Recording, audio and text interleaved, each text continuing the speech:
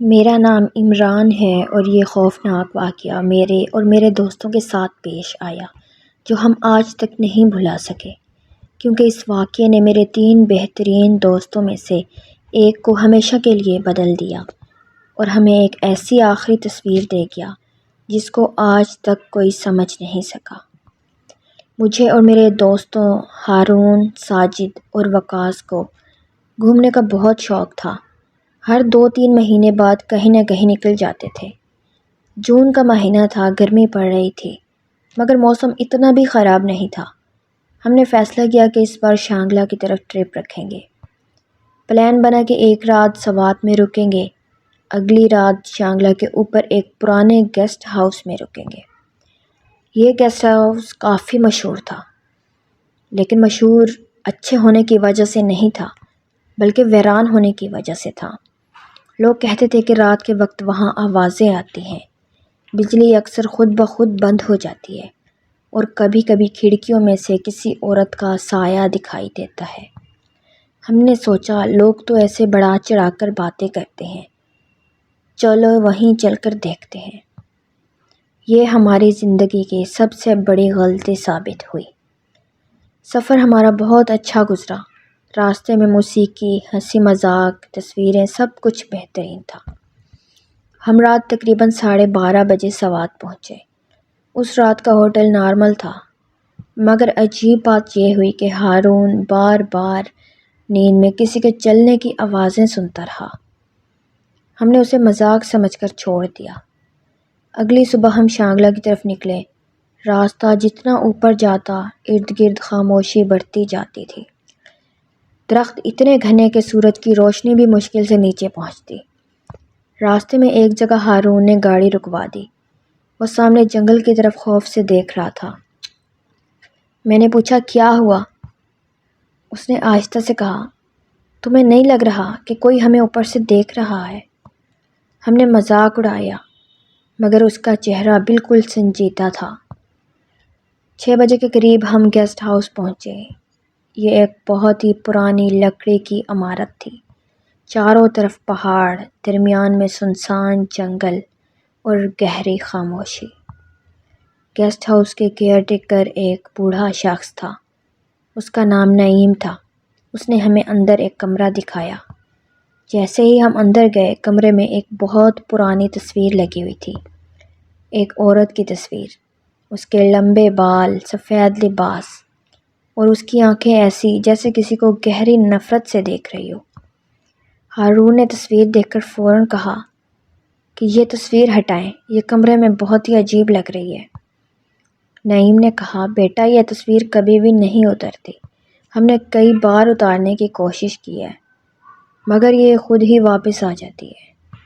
ہم مزید کچھ نہ بول سکے، بس ایک دوسرے کو دیکھ رہے تھے۔ گیسٹ ہاؤس کے باہر رات جلدی گہری ہو جاتی ہے۔ تقریباً 10 بجے بجلی ایک دم جھپکی اور بند ہو گئی۔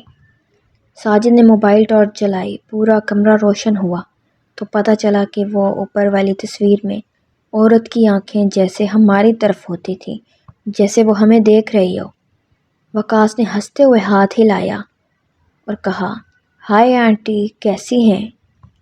اسی لمحے کوریڈور کے آخر سے کسی عورت کے چلنے کی آواز آئی، آواز جیسے ننگے پاؤں ہو کوئی بھاری سانسوں کے ساتھ چل رہی ہو۔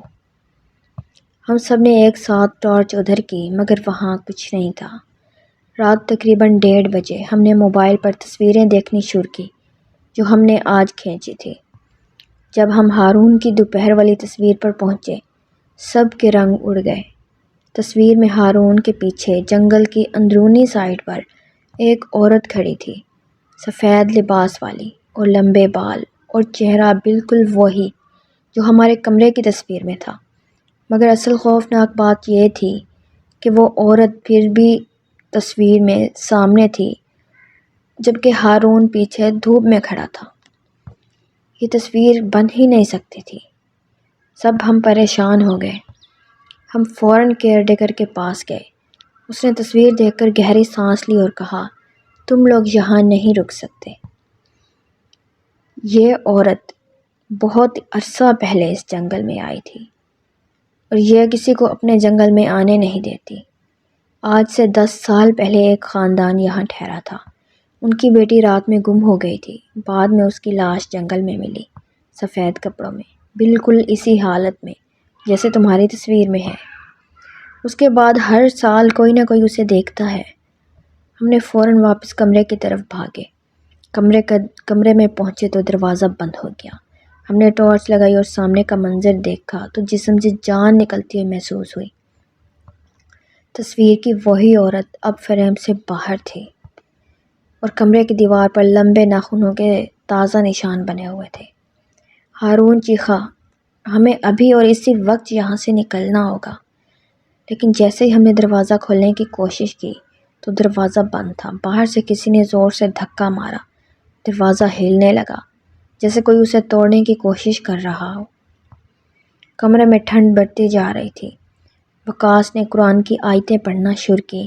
آوازیں آہستہ آہستہ کم ہوئیں اور دروازہ ہلنا رک گیا۔ ہم نے ہمت کر کے دروازہ کھولا۔ باہر دیکھا تو باہر کچھ بھی نہیں تھا۔ ہم صبح ہونے کا انتظار کیے بغیر رات میں ہی گاڑی لے کر نیچے اتر آئے، مگر جاتے وقت ہارون نے ایک بار پیچھے دیکھا اور وہ ڈر سے کانپنے لگا۔ اوپر پہاڑ کے کنارے پر وہ عورت کھڑی تھی، ہماری طرف دیکھ رہی تھی، جیسے کہہ رہی ہو تم واپس آؤ گے۔